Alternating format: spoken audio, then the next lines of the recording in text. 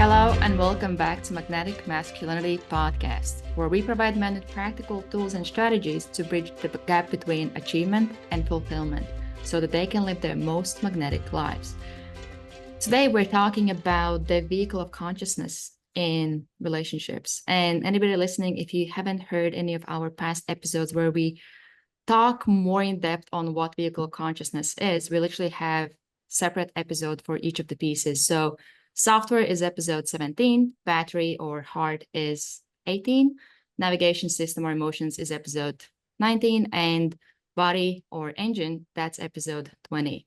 And today we will talk a bit more on how does vehicle of consciousness affects and how it can impact relationships. And maybe we can start with a quick recap of what vehicle of consciousness is and what is the role that it plays when it comes to relationships. Yeah, perfect. So for those of you that have been following us throughout, which I do recommend, we have very specific order for these podcasts. You might want to revisit some of them. It's a lot of material, but it's literally helping you crack the code. This is a blueprint to living your most magnetic life.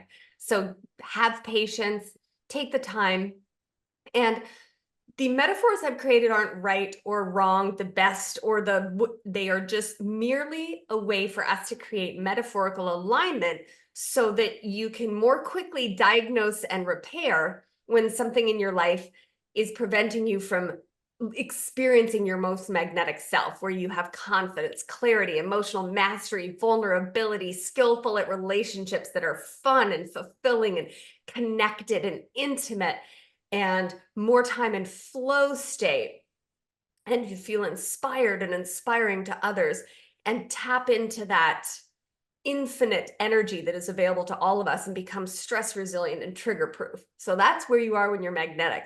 And these metaphors I've created over the years of working with amazing high performing men all over the world is the way that I help you accelerate that process to bridge the gap between achievement and fulfillment, as Elstra said, so that you can live your most magnetic life.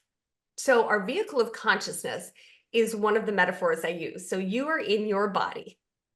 And in order to break it down into different systems, I use a metaphor of a vehicle or a car because I love cars. And it's something that allows our brain to grab onto something it knows, which allows us to integrate a concept more quickly and effectively. So we're doing a little brain hacking. And so in this metaphor, in the vehicle of consciousness, you want to be piloting your vehicle of consciousness because it's often said that 90 to 95% of our perceptual awareness is subconscious. We're just running on autopilot. We want you to take charge of this navigation system and your battery and all of the different components of your vehicle. So your brain is the supercomputer, and it runs the software that allows everything to exist. Now, we also know, I acknowledge that we also know now that we have brain cells in our gut, brain cells in our hearts, but we're oversimplifying a little bit for metaphorical alignment. And we are actually, the model that I use, this blueprint does include those other ways of looking at our brain and our nervous system. But again, I'm simplifying so that you can experience more results more quickly. So our brain is the supercomputer, and it runs all the software that allows all the systems to interface with each other. And what we want to do is we want to learn how to program that brain so that all of our subconscious behaviors are ones that are in our highest alignment rather than old outdated software from childhood. And our body is the engine, and we want to make sure that it has premium fuel and a full tank of gas, and it's properly maintained and has all the right fluids so that it's running well. But even if the computer is running really well, and the vehicle has a full tank of premium gas and it's been maintained perfectly, you need the battery, and your heart is the battery. And emotions are your navigation system. And they help us figure out where our blind spots are, because this vehicle also has some blind spots like all of us do. And when we can look at all of those different systems in the vehicle of consciousness, it empowers you to live more in flow state and more in your authentic alignment. It's like we get a manual when we get a brand new car, and it's like, this is how this system works and this is how that system works. But we're thrown into a human experience here, living in this very complex spacesuit and we're not given an owner's manual on how to optimize all the systems to work together. And all of the systems do impact each other. So if one of those systems is out of whack, they all impact each other. So I like to optimize each system because we are a multidimensional species. And when we do that, then we can experience our most expansive, magnetic, empowered life. So with this, like, how does it look like when vehicle of consciousness isn't optimized when it comes to relationships? How does it overall impact it before we go more into each of the systems?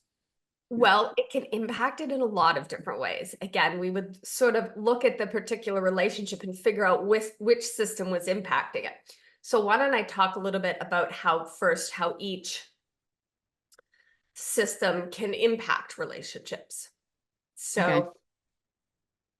let's start with the brain. The brain is our supercomputer, and it's often said in self-help and neuroscience and psychology that 90 to 95% of our perceptual awareness is subconscious. The thoughts we think, the choices we make, the habits we perpetuate, the patterns we experience.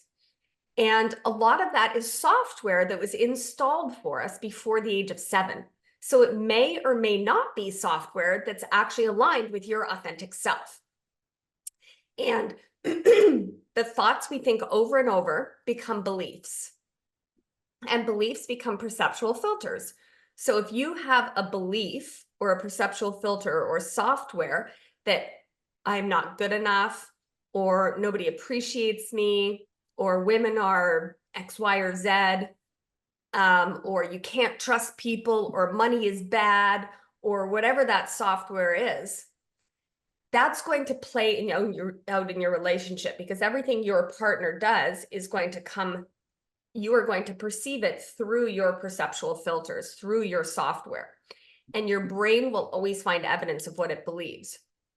So an example of this is I had a relationship once where with a partner who was amazing, but had a very firm belief that he wasn't good enough and that nobody appreciated him. And for him in childhood, that probably was true, that people didn't appreciate him for who he was. So how that played out in the relationship is that I love appreciating people. It's one of my superpowers. So I would like plan things to show how much I appreciated him. And I remember once I drove 45 minutes to get a certain type of berry to make him waffles, because it was the type of berry that was on the farm that he grew up on. And I had this whole weekend planned, but no matter what I did, he still felt like he was unappreciated.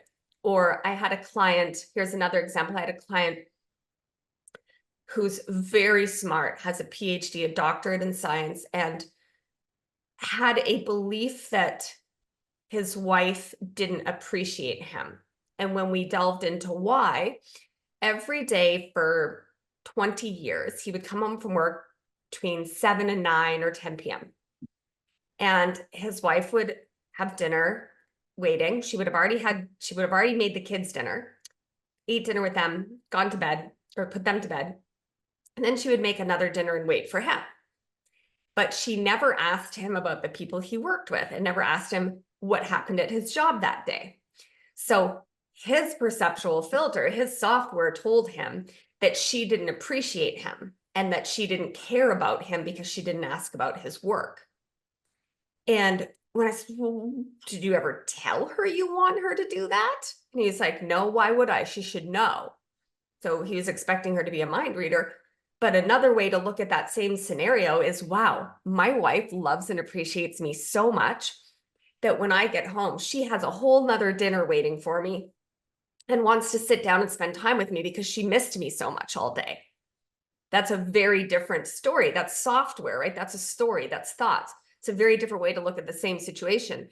And when I encouraged him to explore why she did not ask him about work, she had software, because her software was in childhood. Her father was a very busy executive. He hated talking about work. And if any of them talked about work, he would go into a little bit of a rage or frustration, and he would tell them it was none of their business, or he would rant and get angry and agitated. So to her, it felt unsafe to ask him about work. Does that make sense? So these different software interplay how we interact with other people and how we perceive other people and what we make it mean, because our brains are a little bit of, they're meaning makers. They're running it through their old historical software and applying meaning. We can leave a recommendation for a couple of books that are really fascinating about this. That one of them is called Neuroscience Meets Buddhism, and it's really good. I've got several books here about the brain showing that the left brain, which we might sometimes call the ego, just makes up meaning about things and makes up meaning based on its experiential comparison to childhood. So we're not actually approaching our partner with a blank slate, or what I call the white room or the clear goggles. We're approaching everything through all of those perceptual filters, which an example of that might be relatable is people say, that person sees the world through rose-colored glasses. But a lot of us are seeing the world through poop-colored glasses. But we might have 10, 15, 20, or 30 layers of perception up to how we experience something, which is why you can have two people have the exact same thing happen, but they have a totally different experience of it. So again, being able to look at our software, remove software that does not serve us, question our thoughts, go into that metacognition and awareness that we've talked a lot about in previous episodes, can be very helpful so that we're not impacting our relationships negatively through assumptions, perceptual filters, and outdated software. Now, the body is your engine. So that's your sort of one of your energy sources. And if you're exhausted, you're not sleeping properly, you're eating late at night and then not getting proper sleep because your body is digesting food and trying to calm your mind down from scrolling Netflix right before bed, you're going to wake up in the morning in a deficit of units of energy. So you're going to grab coffee. It's going to kick in your adrenals. You're going to have that fight or flight reaction and that's going to make you feel energized. Then you're going to skip meals and then you're not going to have enough water. And then you're going to get hangry or wangry or any number of those things. And you're going to be depleted. And if there's no fuel in the tank, you have nothing to give yourself and you have nothing to give your children and you have nothing to give your relationship. So by the time you get home from work, you're going to feel tired, overwhelmed, maybe frustrated. We can also get more anxious and depressed when we have low units of energy in these biological spacesuits.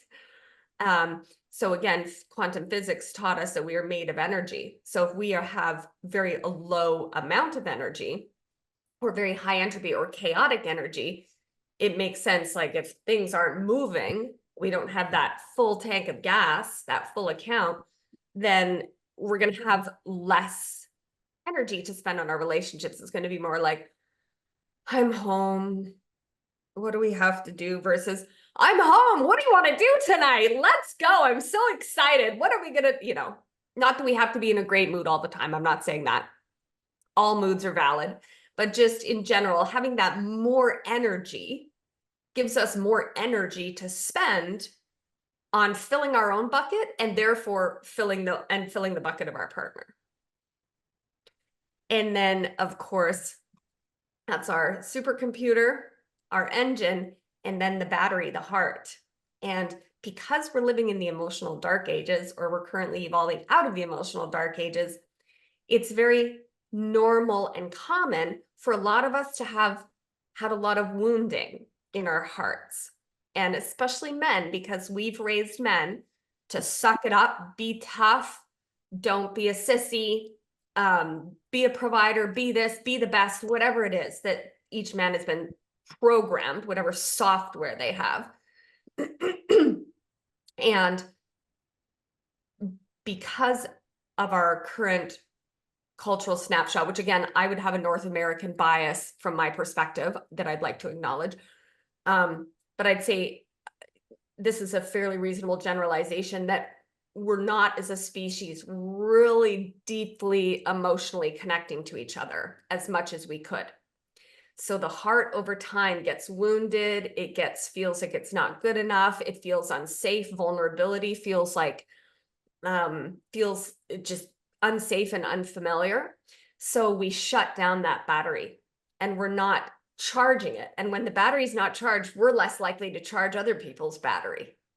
So learning those skills, because these are skills of secure attachment, emotional vulnerability, safety, and being heard and seen and appreciated and cherished and safe, and all of those things that we all deserve are things that are going to charge that heart battery. And then emotions are your navigation system. I think it's fairly obvious how emotions would interplay into a relationship, but how they can play in a healthy ways. They can inform us, like we talked about last episode, of our wants, needs, boundaries, and values. And if we're in a safe, healthy relationship, that's a beautiful opportunity, even if that comes through conflict, to become more integrated or more expanded. So taking those little lost parts of us, giving them a seat at the table of our consciousness, exploring our wants, needs, boundaries, and values within the safety of a relationship is something so precious and so valuable. And they can also be information about some software that we have running or traumas that we have, even if I would say that it's fairly common that most people on this planet have some form of trauma. We look at trauma often as, a war veteran who has PTSD from, loud noises, which is valid. That is absolutely trauma. And now it's being more commonly looked at that emotional trauma in childhood does also impact how we behave later in relationships. And you can look at internal family systems or parts work. You can look at attachment theory. There's lots of different modalities that support this in science and psychology. And in nervous systems, somatic training or somatic release, or lots of different modalities where our nervous system is having emotions either based on past experiences or thoughts. So if you think a thought, for instance, my partner doesn't care about me, think about how that feels in your body. Think about how that feels in your emotions, right? Then you feel sad, you feel disconnected, you feel like my partner doesn't care about me, your heart shuts down, like in that example I gave. Now imagine in that same scenario, if that person thought, wow, my wife loves me so much and she stays up late to have a special dinner with me because she thinks I'm so important and she loves me so much. Think how that feels in your body, right? So again, our emotional navigation system can inform us of our authentic alignment, wants, needs, boundaries, and values, or it can sometimes be just a memory of the past responding to old, outdated software. You think a thought, you feel a feeling. You think a thought, you feel a feeling. And it can become this sort of nightmarish feedback loop. I'm not good enough. How do you feel in your body when you say to yourself, I'm not good enough, I'm worthless, I'm an imposter? How do you feel? You feel awful. And if you feel awful, you're not going to be showing up for your partner in your most, empowered, flow state, fabulous self. Not, again, that we don't have to be fabulous and flowing and joy and bliss all the time. In a really safe, secure relationship, we want all of our parts to be, we welcome our angry parts, our sad parts, our jealous parts, our childish parts, all of our parts. But in general, I think it's fair to say that we have states of being that we would prefer to be in more of the time, without invalidating or judging the times that we're not in that, because life is always a flow of different experiences. But really learning to tune into that emotional navigation system so that we're not punishing our partner for crimes they didn't commit that happened to us in childhood. Not that those things that we feel aren't valid, but it's not optimal to project those onto our partner in a relationship. The other mistake we often make is in the software, where we start thinking, okay, I'm going to do the laundry. I'm going to pick up some takeout for dinner. And when I get home, my partner is going to say, oh, thank you. I love that dinner. You're the best for doing laundry, or whatever it is. We start creating a script for them in our mind movie. We don't give them that script. We don't say, hey, I'm going to do this and then you're going to say that, okay? What we do instead is we get resentful or frustrated or confused or upset because we're approaching them with our programming rather than presence, awareness, and curiosity. Because it's very common and normal for people to sort of assume that other people are kind of a character in their mind movie. So we're like the writer, director, producer, and star, but we sometimes forget that everybody else has their own narrative and their own historical experiential comparison and their own biases and their own beliefs and their own thoughts. So that's why I always come back to this concept of mindfulness and metacognition and curiosity, where we're trying to seek everything in our reality as information rather than constantly being in reactivity based on stuff that happened 20, 30 years ago. And approaching that with mutual curiosity and compassion. I have a few follow-up questions here. With the software, you said about the identifying those perceptual filters. Is there a way how, there's like a twofold question. One is there a way how relationships can be, I don't want to say used, like utilized to identify those filters, but also what men can do when, I feel like that might be quite common, when they see filters that their partner has, how can they address that? That's a great question. You ask great questions.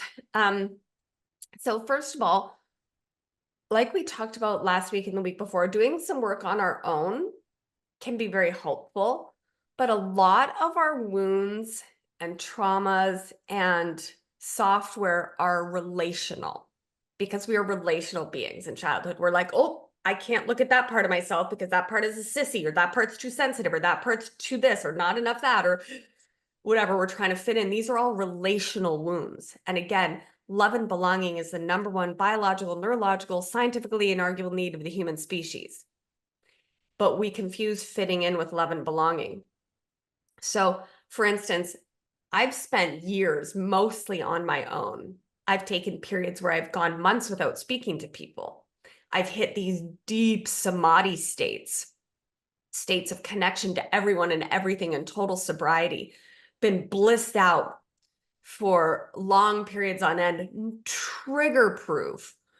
But in the container of a deeply intimate relationship, that's where we get to do the deep work, because that's where our little parts get triggered, especially if it's a very connected, meaningful, important relationship. That's where our deepest wounds get stirred up. And that's why I say it sort of requires both people in the relationship being on board with wanting to work on those things, because what's not helpful, although very tempting, is just to point out all of our partners' misaligned software and be like, oh, you're projecting, or oh, you're doing that. But what's more helpful is to work on yourself and point out your own things, like, oh, I acknowledge that I was taking this or that out on you, or oh, I created an unrealistic expectation. Or I'll say to my partner, oh, when you didn't make me a smoothie, I made it mean you didn't care about me. Is that true? So it is tempting to want to point out our partner's inefficacies, logical fallacies, perceptual filters, incongruencies, or blind spots. And in a very conscious relationship, when I'm working with couples, we get to the point where we can do that, no problem, probably in the moment with almost no contrast time. But you have to meet yourself and your partner where you're at. And if you are in a relationship currently where your partner wants no part of it, the great news is you can work on yourself and you can remove your perceptual filters so that other people's behavior just doesn't bother you that much. Now, if you're in an abusive relationship, or relationship that can't meet any of your wants, needs, boundaries, and values, that's a different thing to look at, that I can't address in a 45-minute podcast. So related to this, I had a question about, like, you had an example of giving appreciation and the partner is not seeing it. What would you say could be a way to get more maybe realistic perception of, let's say, situation where the person might be coming from a background of believing that they don't deserve a good relationship or they're not lovable and stuff like that. They get in a relationship and they, in some ways, they're settling with getting the least amount of appreciation that they can get. But for them, it's so much compared to their past experiences. What are some of the ways to navigate it where they can maybe get more realistic perception of it, instead of getting that perceptual filter in the way of seeing that they might not actually be appreciated, but their focus is on that one piece of tiny appreciation that they might be getting? Okay, I'm going to just repeat that back to you so I make sure I understand. So for instance, in the example that I gave, are you asking if how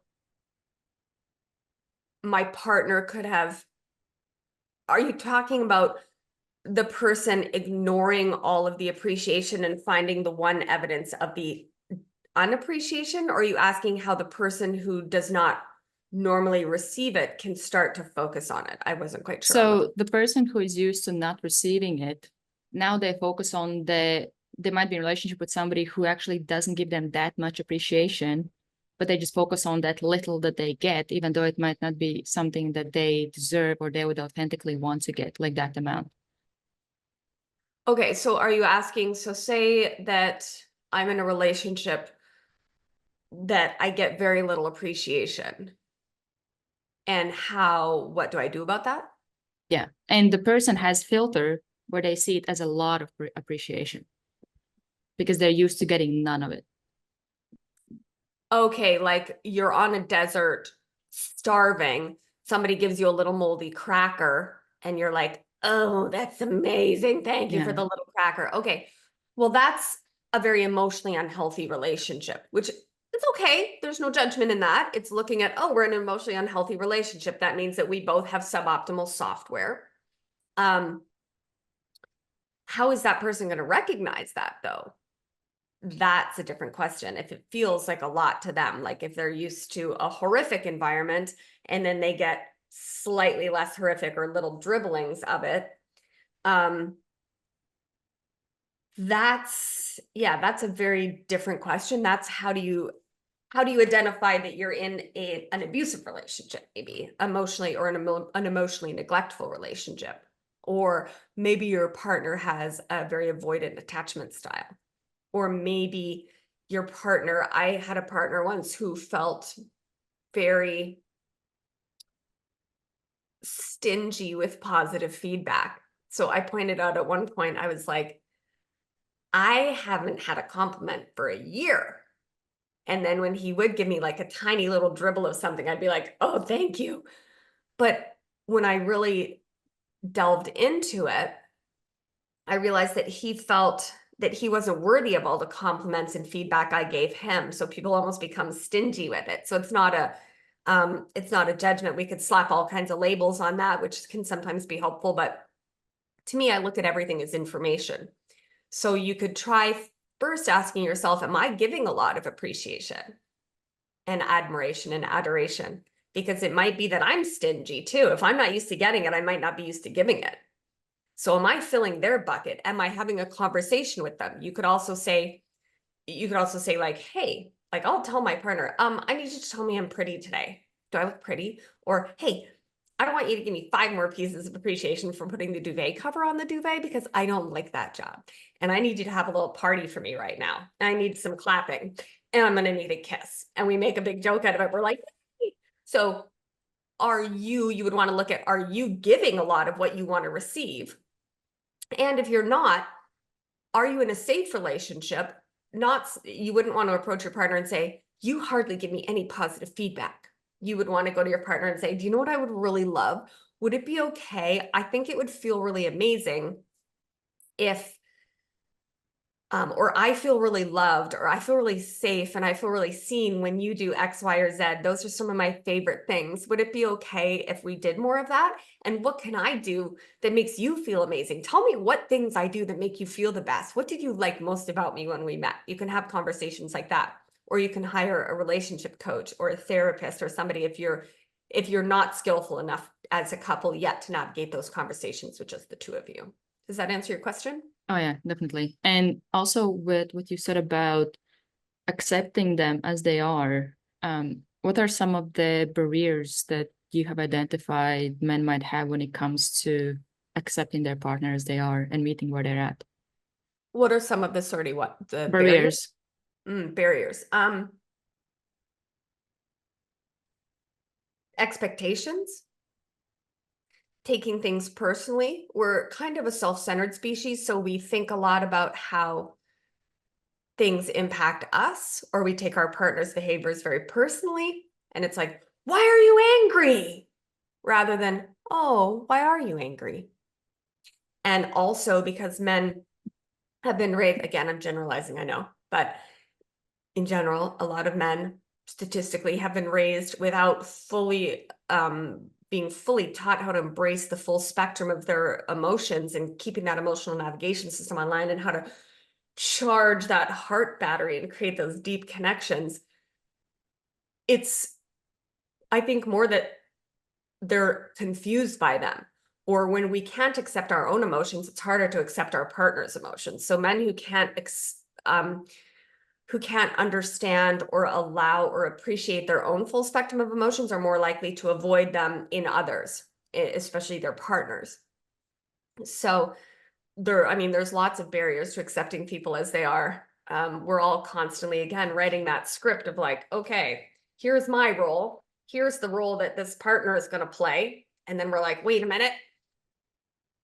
That's not how you're supposed to behave right now. Why are you doing that? And then again, we're not remembering that they're casting us on roles to play in their mind movie instead of looking at each other and sitting down and going, okay, like being curious, what's going on in your mind movie? What's going on in my mind movie? Here's what I wanted you to do today, or here's what I want you to be.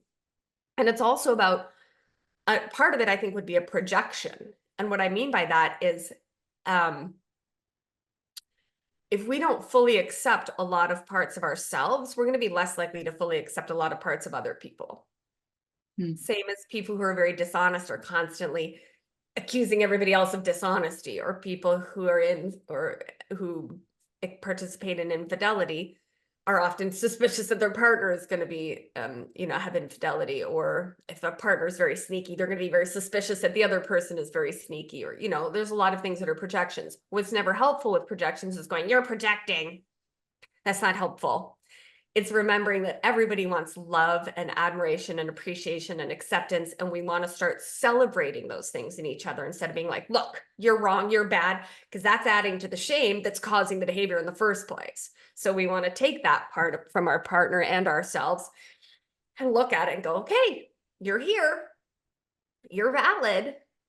Let's figure out what you're trying to communicate with us, even if it's somewhat unskillfully, obnoxiously, or ridiculously.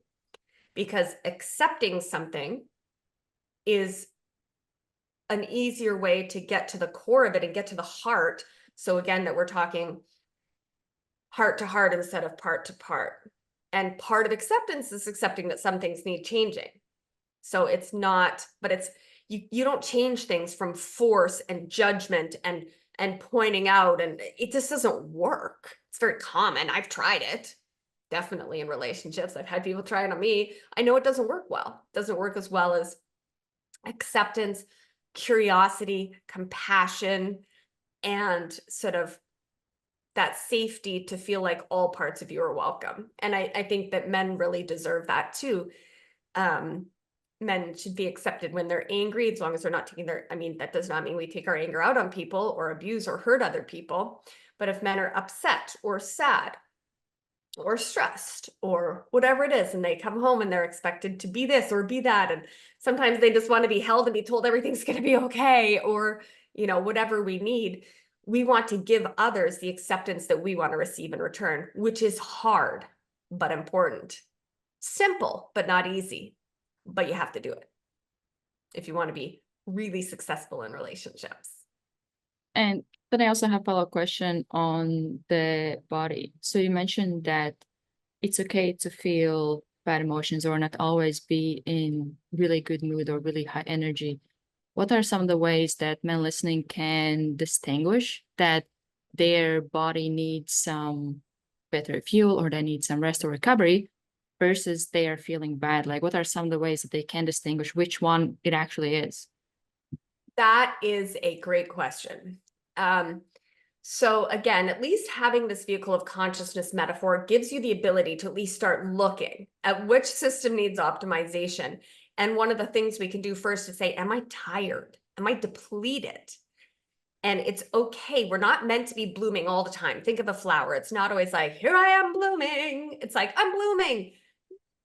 I'm withering and dying. And now I look stagnant, but when I'm stagnant, I'm actually building up enough energy to create a new one. So it's not about always being at peak performance. That's one of my superpowers, is helping people experience more peak performance and infinite energy. I've definitely cracked that code, but it's more about just looking at all those different systems with compassion and curiosity. And I think that sleep or energy or food, like, hey, after I eat a bunch of McDonald's and haven't slept well, I'm going to be crankier with my partner. So first, we always want to look at, am I depleted of energy, and what can I do to replenish that energy, which sometimes means resting, and it means getting quality rest, even if you don't have a lot of time for rest because of commitments. It's about the quality of your rest, and then the quality of the food, how much fluids are going into your body, things like that.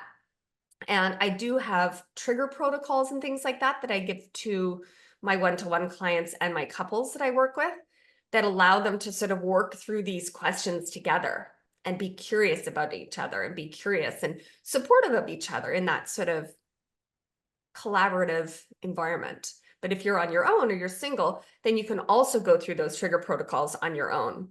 And you can also just sort of go through those checklists like you would a car. If you take a car to a mechanic, he's going to go, okay, is it this? I don't know. Is it this? I don't know. Is it, they're going to look at all these different things and try to figure out to the best of their ability which one of those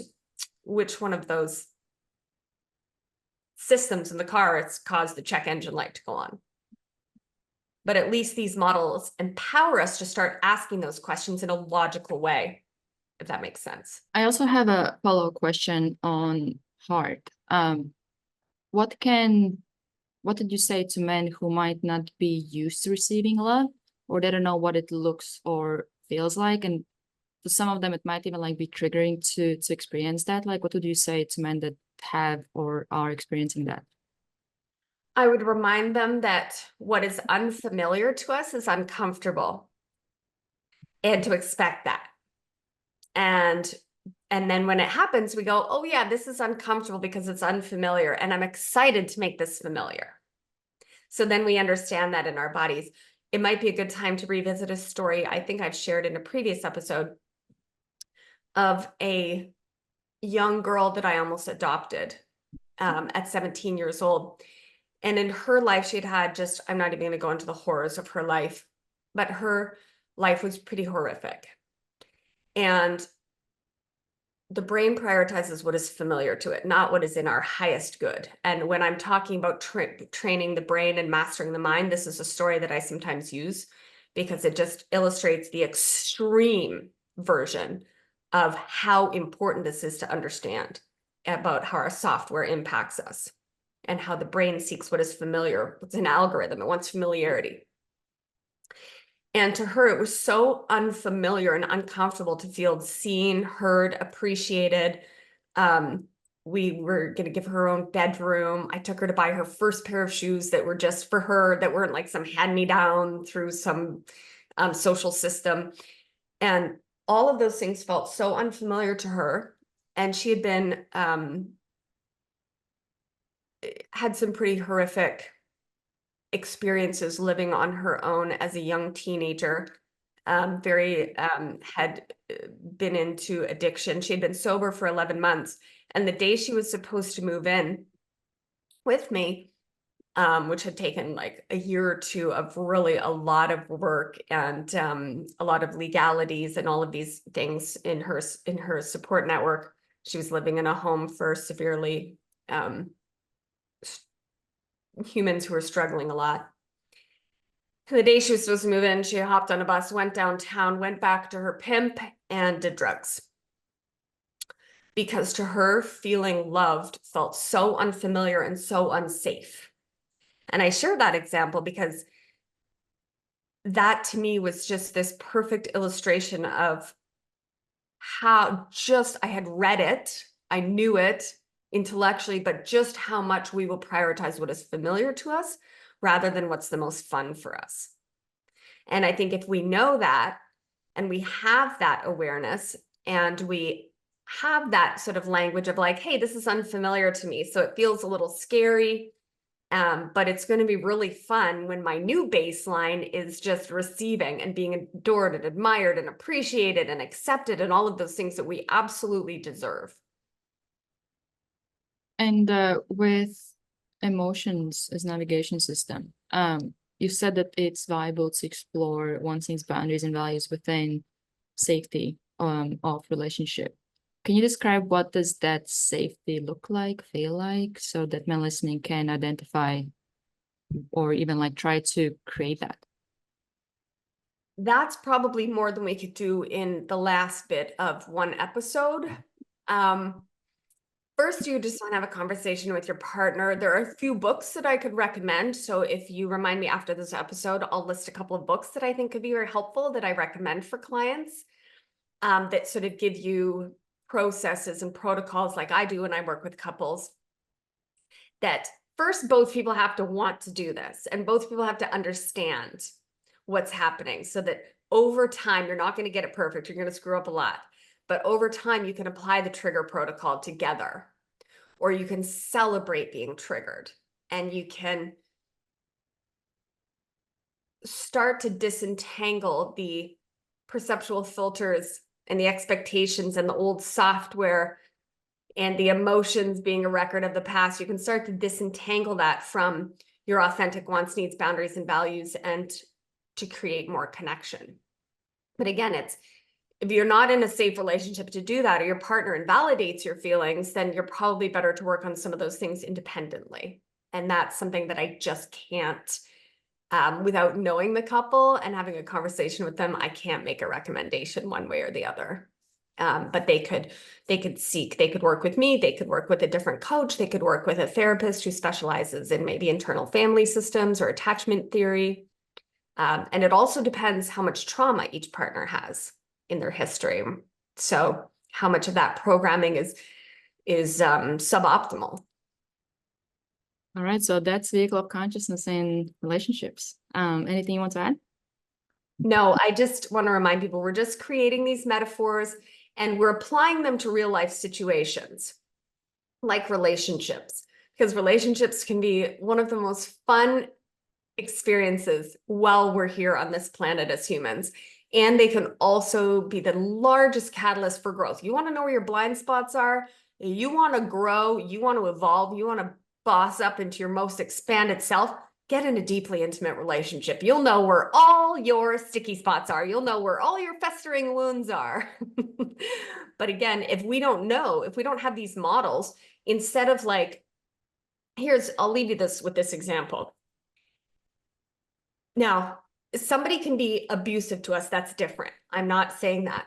But what I am saying is that we have a lot of festering little micro wounds and traumas because we're in the emotional dark ages. And if your partner pokes you here, you're going to be like, that tickles. Or you're going to say, don't poke me. That's annoying. Why are you poking me? What's going on with you? Do you feel the need to poke me?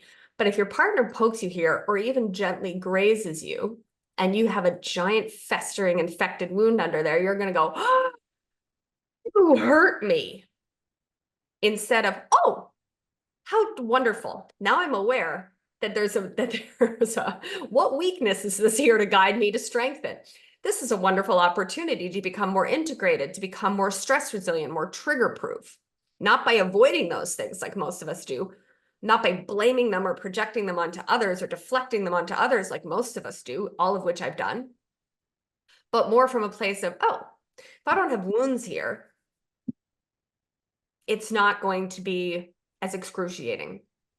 It might be mildly annoying and we'll still kind of go, wait a minute, that's not appropriate, or I don't accept that behavior because I, have self-compassion and self-respect. But you're not going to feel as reactive. And over time, you're going to become more stress resilient, more trigger proof. You're going to have deeper, more connected, fun, fulfilling relationships. And that's worth going through the discomfort of making things that used to be unfamiliar to you, familiar to you. I love it. And as usual, if you have any questions, comments, or feedback, you can comment them below if you're watching on YouTube. And there's always a link in show notes where you can leave any feedback or questions there as well. Yeah, that's great. And if you would like to book a strategy session with me where we do a life diagnostics, there will be a link for that as well. And yeah, I look forward to talking to you next week. We'll see you then. Bye for now.